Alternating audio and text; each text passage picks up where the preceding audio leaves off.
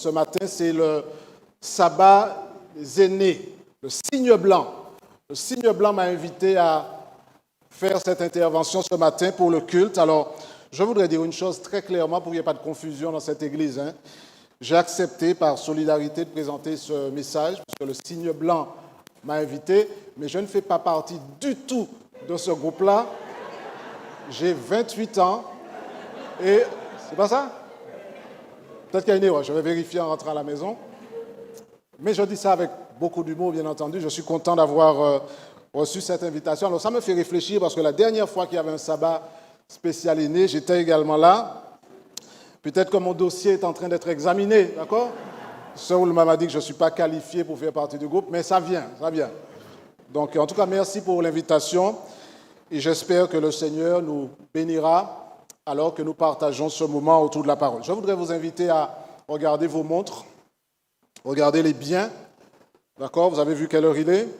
Donc maintenant, vous avez bien regardé, rangez-moi tout cela et puis focalisez sur la parole de Dieu, d'accord? De toute façon, vous ne sortirez pas d'ici avant 14 heures. Donc préparez-vous, nous sommes en train de festoyer autour de la parole. Inclinons la tête et prions le Seigneur. Notre Père qui es aux cieux, parle-nous en ce matin. Amen. Le thème choisi par le signe blanc, c'est dans le difficile que nous sommes formés pour l'espérance à venir. Alors on n'abandonne jamais. J'ai trouvé bon d'associer à ce thème un récit de l'Ancien Testament que je trouve fascinant. C'est un récit qui est dérangeant à plus d'un titre. Mais ce n'est pas la partie dérangeante qui retiendra mon attention ce matin. C'est sur la formidable leçon que cette histoire recèle. Et je fais partie de ceux qui, en lisant la Bible, ne se contentent pas de dire « voilà une belle histoire ». Mais qu'est-ce que cette histoire-là a à m'apprendre à moi? Et en quoi est-ce que je peux devenir un meilleur chrétien, un chrétien plus fort, lorsque j'aurai tiré les enseignements de ce récit? Le texte, l'histoire, se trouve dans l'Ancien Testament, dans le livre d'Esther. Ouvrez vos Bibles dans le livre d'Esther. Et cette histoire, bien entendu, vous la connaissez, mais j'aimerais la revisiter ce matin en essayant de mettre le doigt sur certains éléments qui me semblent être de nature à faire de nous ces hommes et ces femmes capables de regarder l'adversité en face et d'avancer parce qu'ils ont une confiance indéboulonnable dans un Seigneur qu'ils ont rencontré et avec qui ils nouent une relation de fidélité, d'obéissance et de loyauté. Alors, cette histoire, nous n'allons pas tout lire. Je voudrais attirer votre attention sur les points saillants de ce récit. Nous sommes à l'époque du roi Assuérus, qui est venu après, vous vous rappelez l'histoire de Daniel, il y a eu Nebuchadnezzar, etc. Et puis après, il y a eu donc ce royaume des Mèdes et des Perses, et c'est Assuérus qui règne depuis l'Inde jusqu'en Éthiopie. Donc, il règne sur un empire extraordinaire. C'est un monarque puissant.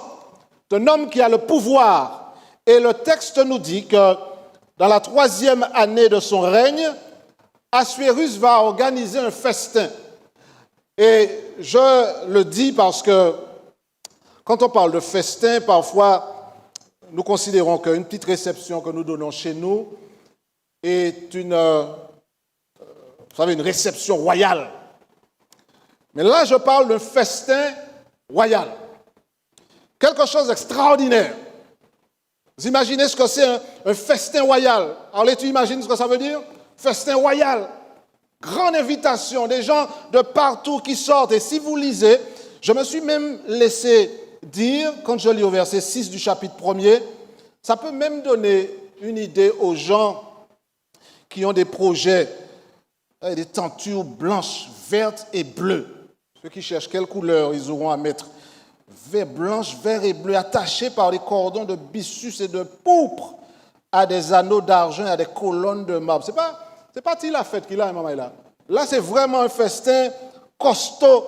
Et en plus, c'est une célébration qui durait plusieurs jours. Et de son côté, la reine Vashti fait un festin aussi pour les femmes dans la maison royale du roi Assuérus. Tout ça, c'est pour planter le décor.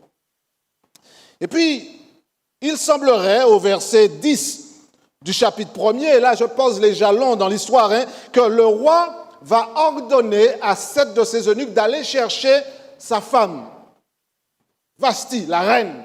Pourquoi? Parce qu'il y avait là du beau monde, il y avait des princes, des responsables de province, et le roi va vouloir faire étalage de la beauté de sa femme devant ces personnes. Vous savez, il y a des gens qui sont fiers parce que leur femme est belle. Je vois des gens qui me sourient, vous savez de quoi je parle. Mais le roi Assuérus se dit, je vais montrer la beauté de Vashti la reine au peuple et aux grands. Mais l'histoire prend un tour en particulier parce que Vashti dit non. Je ne pas qu'à venir. Enfin, elle n'a pas dit ça en créole, mais l'idée c'était la même. D'accord, je ne viens pas. Elle a été appelée par le roi. Et je rappelle que ce n'est pas une mince affaire. Le roi vous appelle, vous venez. Il n'y a pas de discussion. On vous appelle, vous venez. Et là, elle va se rebeller et dire non. Elle ne vient pas. Le roi est certainement embarrassé. Vous voulez montrer aux gens que vous avez une belle femme.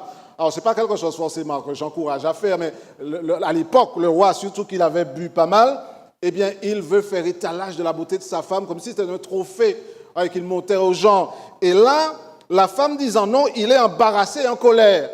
Et voilà ce qui suit après. Je trouve ça très intéressant dans le récit. J'ai réappris à lire la Bible. Avant, je lisais le texte, et puis maintenant, je le lis, et j'essaie de lire ce qu'il y a entre les lignes, de voir l'humour qu'il y a dans le texte, de voir des choses qui n'apparaissent pas d'emblée. Et lorsque le roi se rend compte que sa femme désobéit, regardez ce que disent les princes. Et c'est extrêmement intéressant. Au verset 16 du chapitre 1, ce n'est pas seulement à l'égard du roi que la reine Vashti a mal agi.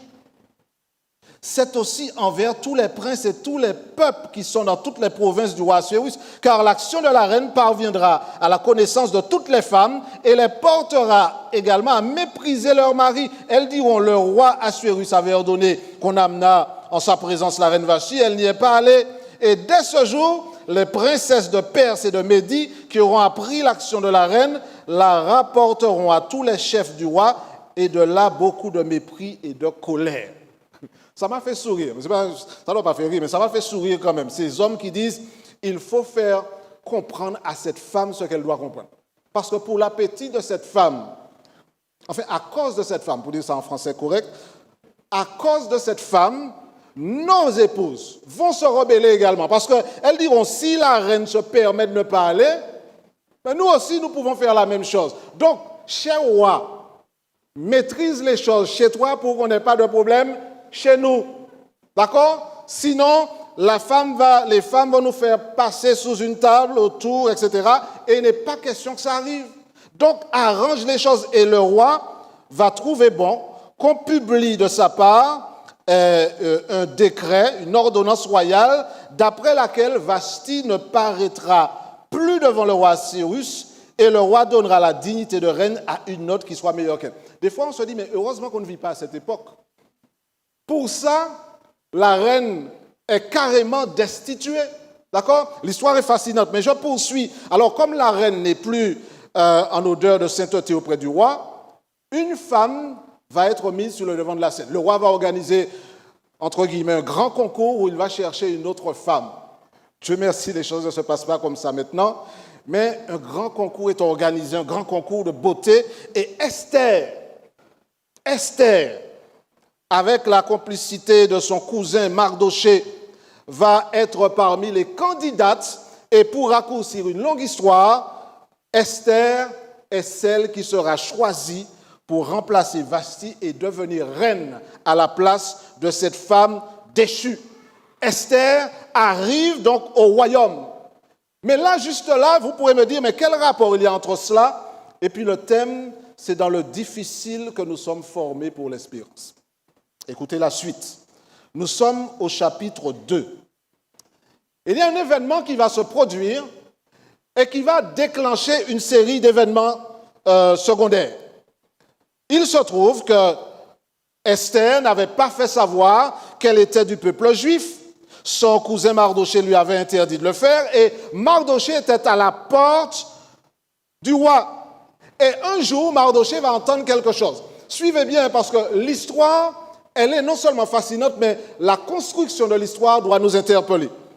Eh bien, Mardoché, qui est assis à la porte du roi, va entendre un complot. Il va entendre deux des gardes du roi qui font un complot pour attenter à la vie du roi. Ils vont faire savoir cela. Alors, Mardoché a entendu la chose. Mardoché va informer la reine Esther qui va dire au roi le complot qui est en train d'être ourdi contre lui. Le roi vérifie la chose. Étant exact, eh bien, les deux eunuques sont pendus à un bois et cela a été inscrit dans le livre des Chroniques. Jusque-là, nous campons le décor. Et puis, le chapitre 3, pour moi, c'est là où le tournant arrive. Et vous comprendrez où je veux arriver. Au chapitre 3, au verset 1er, regardez ce qui est dit. Après ces choses, le roi Assuérus fit monter au pouvoir Haman d'Hammédatha l'Agagite. Il l'éleva en dignité et plaça son siège au-dessus de ceux de tous les chefs qui étaient auprès de lui. Je m'arrête là juste un instant pour faire une petite parenthèse. Qui a eu vent du complot contre le roi? Mardoché. C'est lui qui fait remonter la chose et qui épargne au roi un attentat qui aurait pu lui être fatal. Qui est-ce qui est promu et élevé à un rang supérieur? Haman. Ça vous est jamais arrivé d'être la personne qui travaille le plus au boulot, d'être la personne qui donne le plus, qui sacrifie davantage, et puis la promotion, c'est un autre qui la récolte. On a l'impression parfois que le sort s'acharne sur nous et que ce sont les méchants qui fleurissent, ce sont tous ceux qui font le mal, qui prospèrent. Et on se pose des questions, on se dit, mais Seigneur, pourquoi est-ce que c'est celui-là qui doit récolter alors que c'est le plus fainéant? Il arrive en retard et il part avant tout le monde. Écrivez ça, ce sont des choses que vos yeux n'ont point vues, que vos oreilles n'ont point entendues. Haman est promu. Et le texte dit que les serviteurs du roi, regardez ce qui est dit là, et je reviendrai sur le verset 1, mais tous les serviteurs du roi qui se tenaient à la porte du roi fléchissaient le genou et se prosternaient devant Haman. C'est extraordinaire, hein? J'ai pris du galon et les gens font la courbette devant moi. Il y a parfois des gens qui ont le syndrome d'Haman. Une petite augmentation qu'ils ont eue, un poste, on les a fait passer à un stade supérieur, la terre ne les porte pas, ils sont, écrivez toujours, ils sont à un autre niveau, ils sont sur un nuage. Ils ne vous disent pas bonjour, vous avez été en classe avec eux au CM2, ils ont toujours été là pour vous dire ça fait. Maintenant leur langage a changé, ils ne vous disent plus ça fait, ils disent comment vas-tu mon ami? Là ça a changé, on est passé à un autre niveau, et puis finalement leur fréquentation change, on a évolué. Mardoché n'est pas celui qui est honoré, mais Haman va voir les gens plier le genou devant lui, mais une personne refuse de le faire. Qui refuse de se prosterner devant Haman? Mardoché. Mardoché refuse de plier le genou devant Haman parce qu'il se dit « Je n'ai qu'un Dieu que j'adore. Il n'y a qu'une personne qui mérite mon adoration. Il est hors de question que j'aille me prosterner devant cet homme. Et quel homme? » Haman, non seulement a été promu, mais il demande que les gens se prosternent devant lui. Je reviendrai sur le cas d'Haman dans un instant. Mais au verset 5, j'apprends que Haman vit que Mardoché ne fléchissait point le genou et ne se prosternait point devant lui, et il fut rempli de fureur.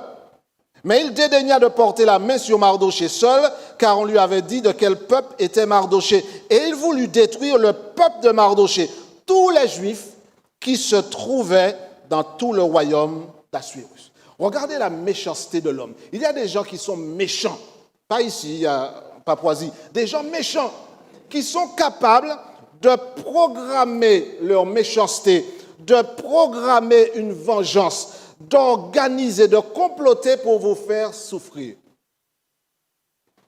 Aman va se dire, tu ne veux pas te prosterner devant moi, eh bien tu vas payer, pas seulement toi, mais tout ton peuple. Voyez jusqu'où la méchanceté de l'homme va. Il va essayer de faire payer le peuple juif dans son ensemble. Et il organise son complot, il fait ce qu'il faut. Il va même amener le roi à faire en sorte que de l'argent soit mis de côté pour le trésor du roi. Et au verset 10, je vais vous faire voir un détail qui est quand même important. Le roi dit à Aman, l'argent t'est donné et ce peuple aussi, fais-en ce que tu voudras. Qui ici n'a jamais vécu ces moments où vous avez l'impression que même Dieu est contre vous? On a l'impression, je dis bien l'impression que tous les problèmes du monde se sont donné rendez-vous sur votre tête et que Dieu n'agit pas et qu'il ne fait rien pour empêcher le roi, marié à Esther, est en train de donner sa bénédiction pour la destruction du peuple auquel appartient son épouse. Et il donne de l'argent et il donne l'autorisation à Aman de faire ce qu'il veut de ce peuple-là.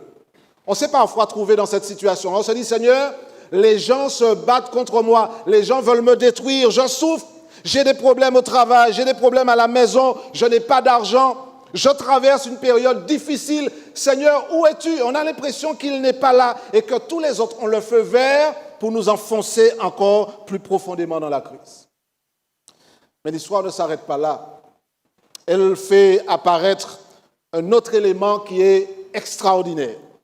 Mais je voudrais, avant de nous rappeler le basculement de la situation, vous attirer notre attention sur un élément qui souvent passe à la trappe. Le personnage ici qu'on est appelé à détester parce qu'il va faire du tort au peuple de Dieu s'appelle Aman.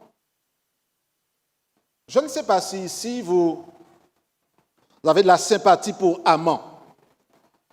Peut-être que si jamais vous attendez un enfant et que c'est un garçon, voilà une idée de prénom. D'accord? Aman. Ça va, Aman? Gili, Aman? Ça sonne pas bien? Aman pose problème. Pourquoi? Regardez bien ce qui est dit au verset 1 du chapitre 3. Après ces choses, le roi Assuérus fit monter au pouvoir Aman. Qui est Aman? Le fils d'Amédatha l'Agagite. C'est quoi un Agagite? Ça change toute l'histoire. C'est quoi un Agagite? Lisons dans 1 Samuel. On va retourner un petit peu dans l'histoire et vous allez comprendre pourquoi ce détail-là dans l'histoire est un détail extrêmement important. 1 Samuel 15. On n'aura pas le temps d'aller jusqu'au bout, mais je lirai juste la portion qui nous intéresse. 1 Samuel chapitre 15. Alors, voilà ce qui est dit. 1 Samuel chapitre 15. Je lis à partir du verset 1er.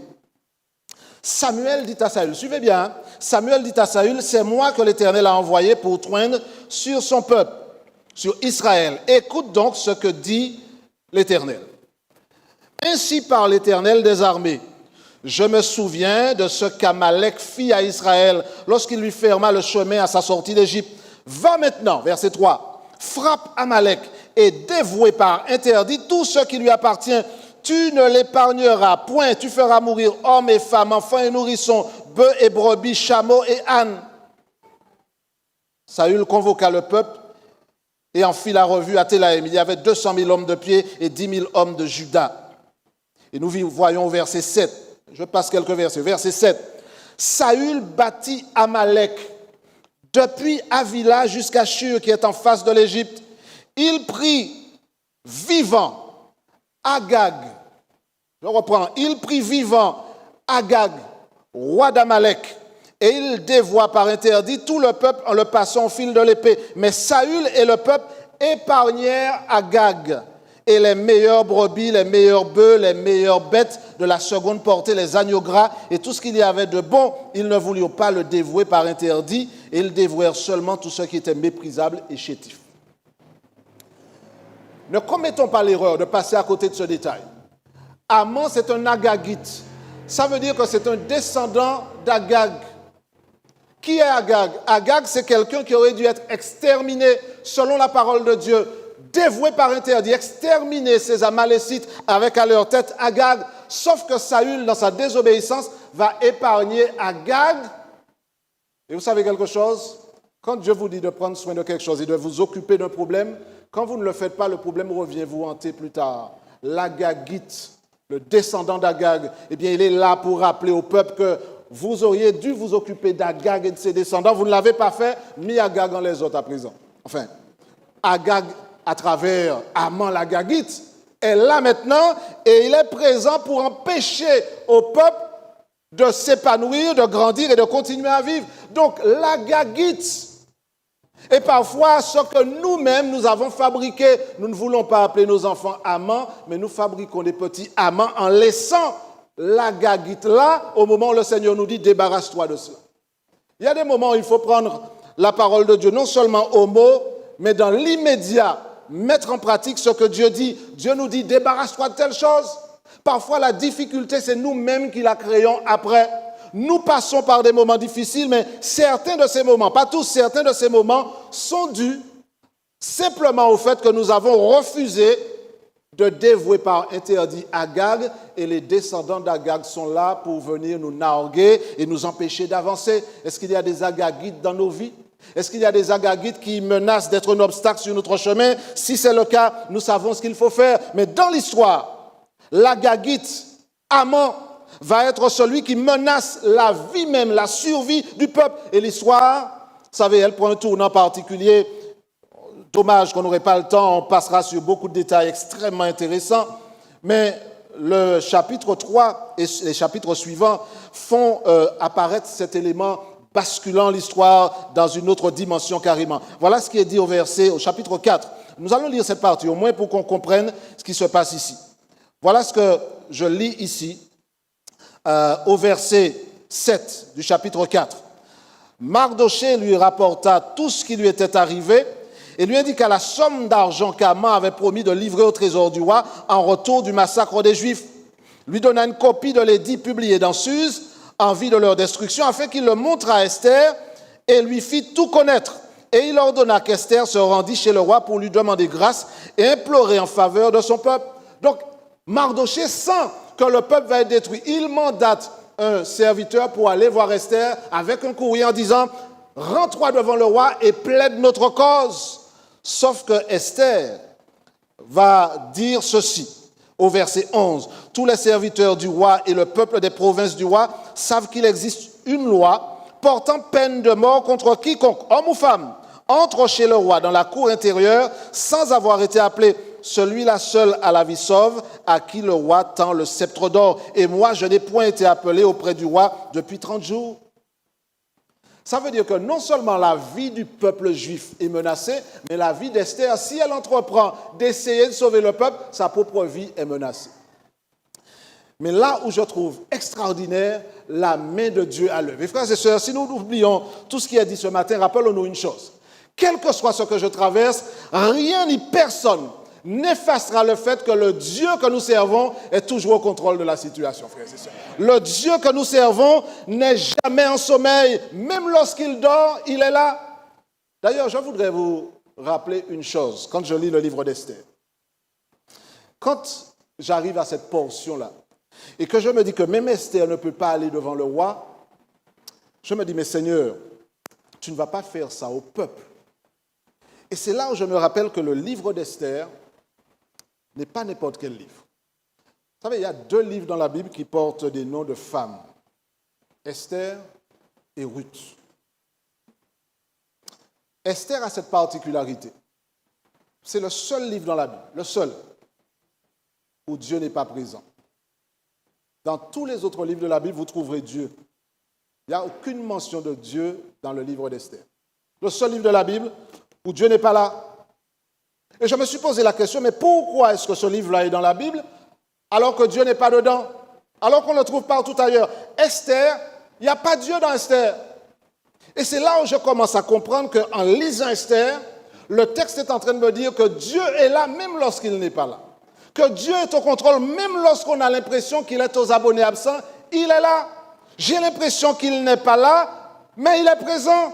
Le Dieu d'Esther, le Dieu de Mardoché, notre Dieu, même lorsque son nom n'apparaît pas, les empreintes digitales de Dieu, entre guillemets, sont présentes sur toute la scène du crime. Le livre d'Esther pourrait être simplement un livre dérangeant parce qu'il y a des tas de points d'interrogation sur des tas d'agissements dans ce livre. Mais il y a quelque chose de phénoménal, d'extraordinaire, de tout simplement fascinant, de voir comment une jeune femme qui représente un peuple tient presque dans ses mains le destin de ce peuple et qu'elle dit « Je ne peux même pas aller devant le roi, ma vie est menacée, sinon le peuple périra. » Et puis, l'histoire se termine d'une manière tout simplement extraordinaire. Regardez, je saute quelques épisodes, mais Esther s'entend dire par Mardoché. Va un petit peu lui dire ce que lui, il doit dire à cette femme. Et puis, elle fera une déclaration qui certainement va changer le cours de l'histoire. Mardoché va faire comprendre à Esther qu'elle ne peut pas, du moins, rester dans le silence. Et au verset 4, voilà ce que Mardoché fit répondre à Esther au verset 13. « Ne t'imagine pas que tu échapperas seul d'entre tous les Juifs parce que tu es dans la maison du roi, car si tu te tais maintenant, le secours et la délivrance surgiront d'autre part pour les Juifs, et toi et la maison de ton père, vous périrez.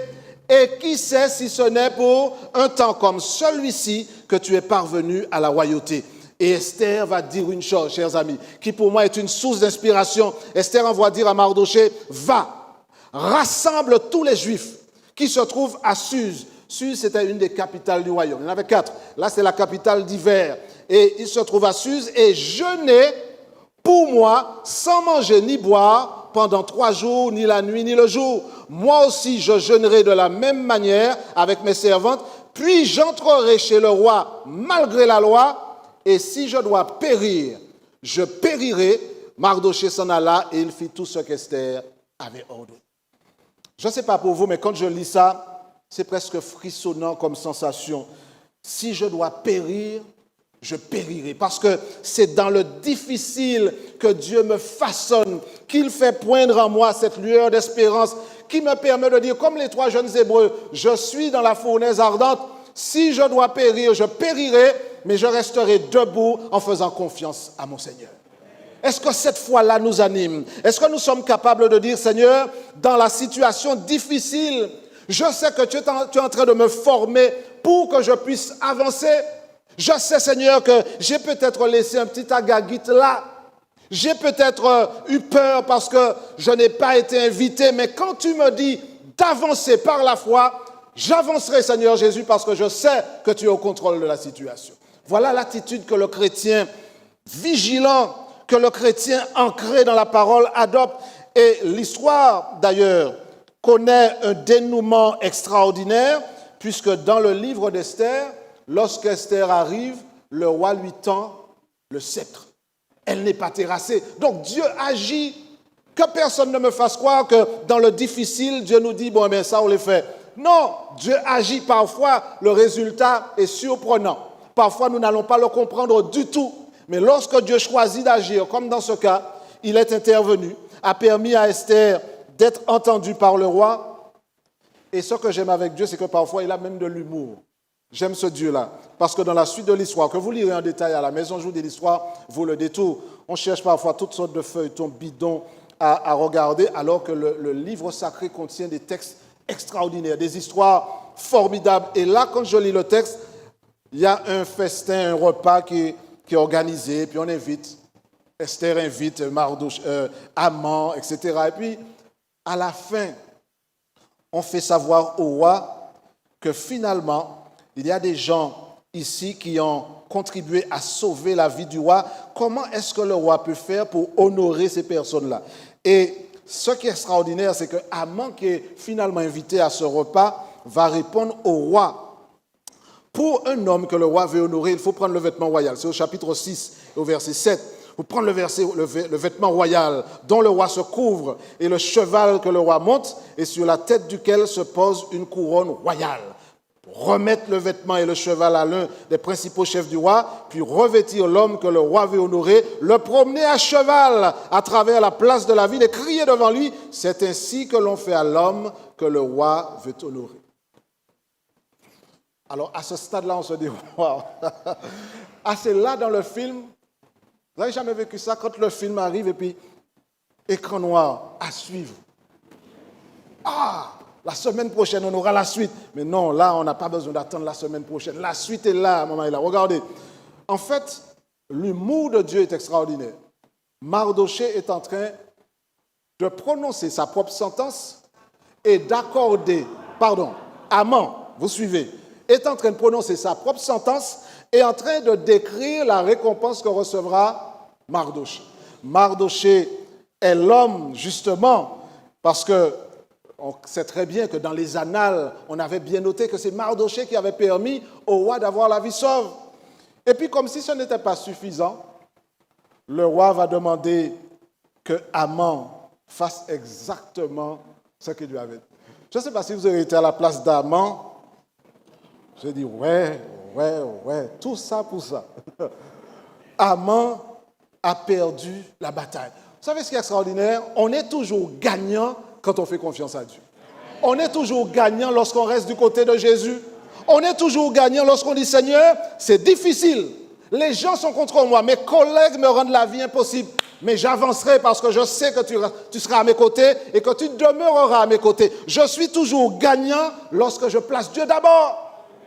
L'attitude que moi, en tant que chrétien, je veux avoir en lisant une histoire comme celle d'Esther, c'est que Dieu a plus d'un tour dans son sac, si je peux employer l'expression, que Dieu sait comment la porte va s'ouvrir, parce que c'est à travers le difficile que Dieu me façonne, qu'il est en train de ciseler ma foi de telle sorte que je puisse avancer en disant, je n'ai pas l'explication, je ne sais pas comment Dieu va faire, mais quelque part, je sais qu'il ne va pas me laisser tomber et qu'il a déjà prévu une issue pour un problème que je considère peut-être comme insolvable.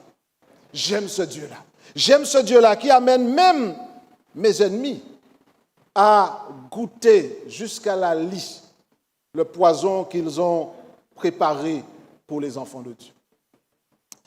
Cette histoire est extraordinaire et le texte dit au verset 14 du chapitre 6, « Comme il lui parlait encore, les eunuques du roi arrivèrent et conduisirent aussitôt Haman au festin qu'Esther avait préparé. » On connaît un petit peu le reste de l'histoire, on a vu. Et puis, on sait un petit peu que le roi a revu la copie de son édit.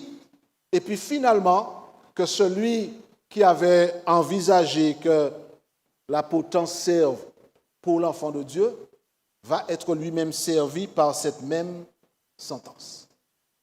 Mais vous savez ce qui me semble le plus extraordinaire dans l'histoire, et je terminerai avec ça, c'est au chapitre 9, au chapitre 8 même. Je trouve ça vraiment réconfortant pour nous qui traversons des moments difficiles. Peut-être que nous n'avons jamais vécu ça, avoir une sentence de mort, de vous dire, si vous continuez dans cette direction, eh bien vous allez périr. On n'a jamais vécu ça. On a vécu des difficultés. Si vous ne venez pas travailler le samedi, vous serez licencié. Si vous ne venez pas le samedi, vous serez en prison. Ça me rappelle quelque chose. Ou etc., etc. D'autres situations compliquées. Mais vous savez quoi? Même à travers les situations compliquées, la main de Dieu n'est pas trop courte pour venir à notre secours. Et il n'y a personne qui devrait sortir d'ici ce matin en se disant, je ne sais pas ce que la vie me réserve, je vais voir et puis selon les difficultés, si les difficultés m'emportent, tant pis, c'est pas grave. Non! La difficulté va peut-être nous emporter, la mort va nous emporter, la maladie va nous emporter, nous serons peut-être licenciés, nous serons peut-être jetés en prison, mais personne ne pourra enlever le fait que Dieu a déjà inscrit dans le livre de vie le nom de ceux qui lui appartiennent et qui lui font confiance jusqu'au bout, frères et sœurs. Je veux faire partie de ces chrétiens-là parce que dans le texte, ce que je fais sert non seulement pour moi-même, mais pour les autres. Regardez ce qui est dit ici. Au chapitre 8, au verset 15, Mardoché sortit de chez le roi avec un vêtement royal bleu et blanc. Bleu et blanc. Bleu et blanc, ok? Une grande couronne, ça j'ai pas, une grande couronne d'or et un manteau de byssus et de pourpre. La ville de Suse poussait des cris et se réjouissait. Il n'y avait pour les Juifs que bonheur et joie. Voyez comment ça détonne? Au début, c'était la peine parce qu'il y avait une sentence de mort. Mais il y a eu le jeûne et la prière. Il y a eu quelque part la main de Dieu qui a façonné leur foi. Et à la fin, l'histoire se termine en nous disant il y avait pour les Juifs que bonheur et joie, allégresse et gloire. Dans chaque province et dans chaque ville, partout où arrivait l'ordre du roi et son édit qui avait été renversé, c'était plus la destruction, mais c'était la protection. Il y eut parmi les Juifs de la joie, comme si on n'avait pas compris au verset précédent, enfin dans les phrases précédentes. Il y eut parmi les Juifs de la joie et de l'allégresse, des festins et des fêtes. Et beaucoup de gens du pays, dites-moi, beaucoup des gens du pays se firent juifs car la crainte des Juifs les avait saisis. Je ne sais pas comment vous prenez la fin de cette histoire, mais je considère qu'à chaque fois que le Seigneur me délivre, à chaque fois que le Seigneur met la main, à chaque fois que le Seigneur me permet d'arriver quelque part en dépit des obstacles, c'est une invitation pour moi d'être un témoin vivant qui, à travers sa joie, son allégresse, à travers son témoignage, dit aux autres que le Seigneur Jésus est vivant et qu'il est prêt à intervenir dans leur vie comme il l'a fait dans la mienne. Est-ce que ce matin, nous sommes prêts à dire, Seigneur Jésus, débarrasse-moi de tous les agagites qui polluent mon existence. Seigneur Jésus, façonne-moi même à travers ces expériences difficiles. Seigneur Jésus, prends-moi par la main et aide-moi dans le jeûne, dans la prière, dans l'étude de ta parole, dans ces moments de rencontre avec toi, de regarder la difficulté en face et de dire, Seigneur, les gens ne le savent peut-être pas, je viens à l'église ce samedi. Les gens voient mon visage, ils voient le sourire, mais ils ne savent pas ce que je traverse. Personne ne sait à quel point je pleure le soir, que je mouille mon oreiller parce que la vie est dure et que je traverse des choses que les mots du dictionnaire n'ont même pas la capacité de traduire. Je vis des choses compliquées. Ma famille explose. Je vis des moments terribles, Seigneur. J'ai même l'impression parfois que tu m'as abandonné. L'histoire d'Esther est là pour nous dire que même à travers le difficile, le plus difficile, tout comme Joseph dans la prison a eu l'occasion de voir la main de Dieu à l'œuvre et puis Dieu le faire passer du plus profond du trou au sommet. Dieu est capable de vous prendre là où vous êtes, dans le trou dans lequel les circonstances vous ont enfoncé et de vous dire, j'ai un plan pour toi.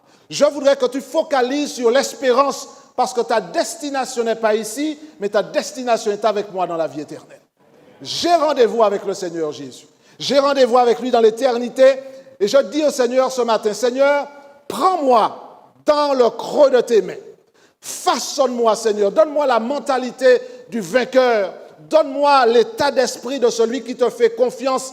Donne-moi, Seigneur, cette démarche qu'a eu Esther d'aller vers le jeûne et la prière pour rechercher la présence et la direction divine.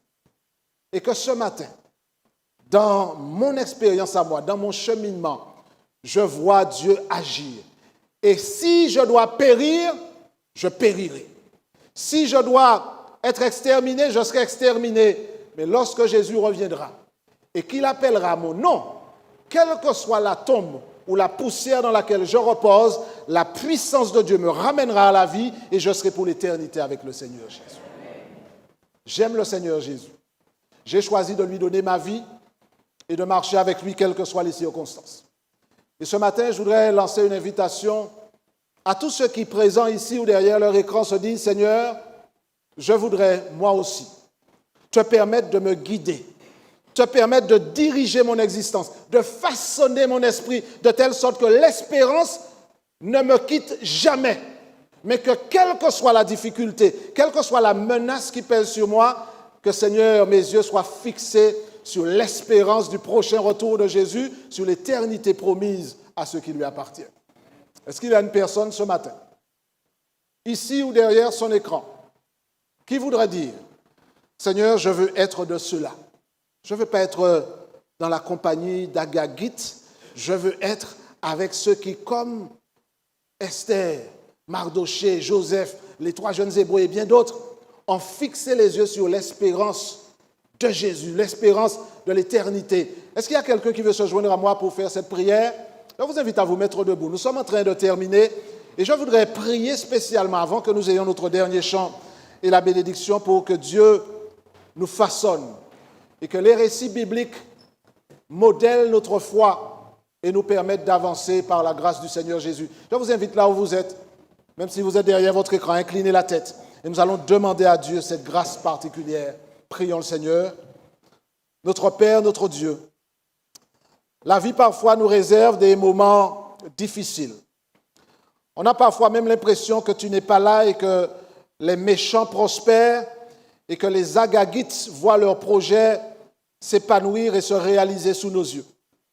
Mais dans le nom de Jésus ce matin, nous déclarons, Seigneur, que seront dévoués par interdit dans nos vies tous les Agagites et leurs descendants.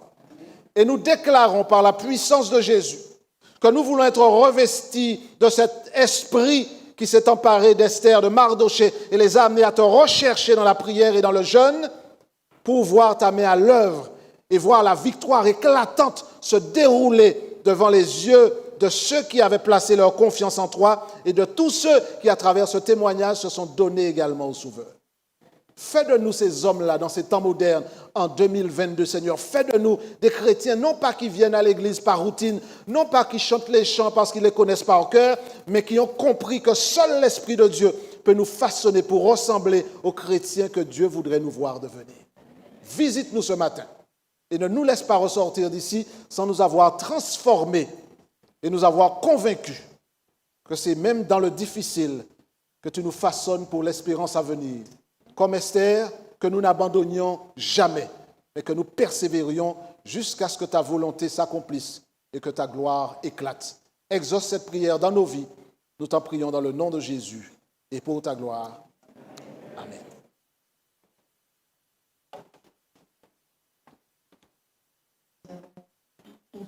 Dans les paroles du 523. Oui, tout est bien. Dans nos détresses, Dieu nous tend ses richesses. Oui, tout est bien.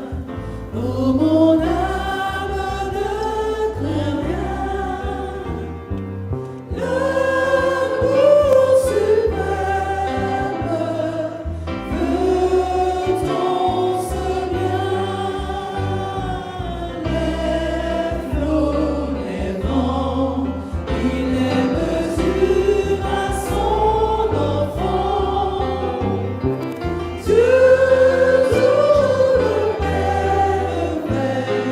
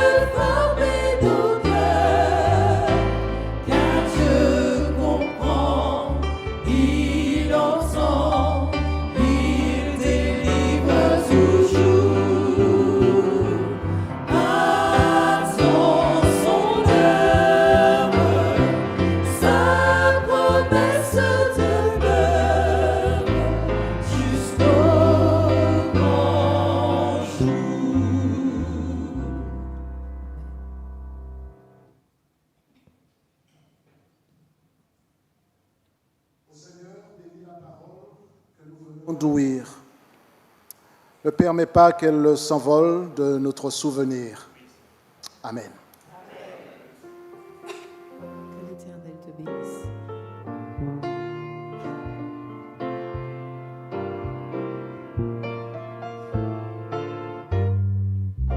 Que l'Éternel te bénisse et te protège. Que l'Éternel te regarde avec bonté et qu'il te fasse grâce et qu'il te fasse grâce. Que l'Éternel veille sur toi et t'accorde la paix. Que l'Éternel te bénisse et te protège. Que l'Éternel te regarde avec bonté et qu'il te fasse grâce et qu'il te fasse grâce. Que l'Éternel veille sur toi et t'accorde la paix. Et qu'il te fasse grâce et qu'il te fasse grâce. Que l'Éternel veille sur toi et t'accorde la paix.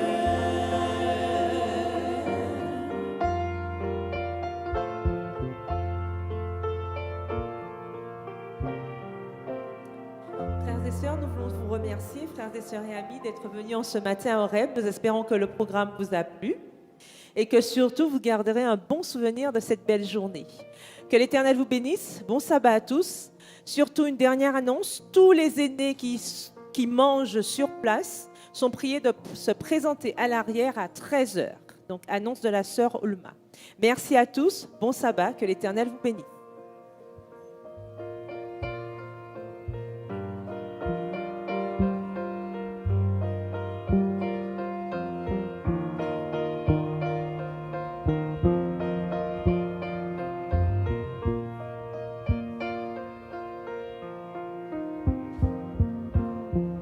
En Christ est mon espérance, sa justice est mon assurance. En lui je trouve un sûr abri, il est mon refuge, mon appui.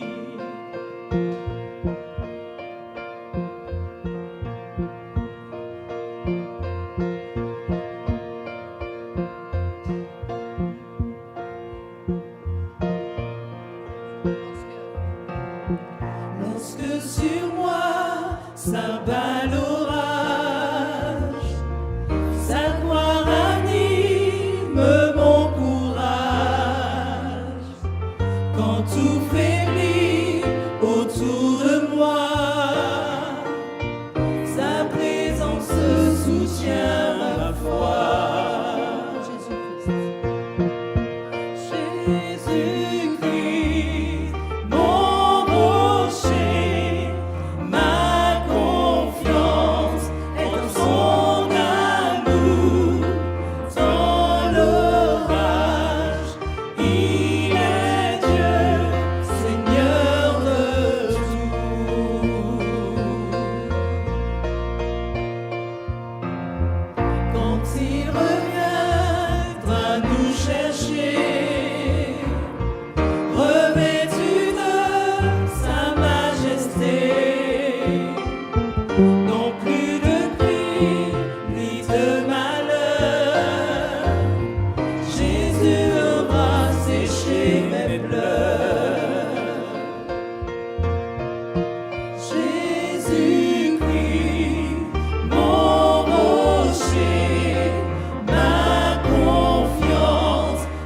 son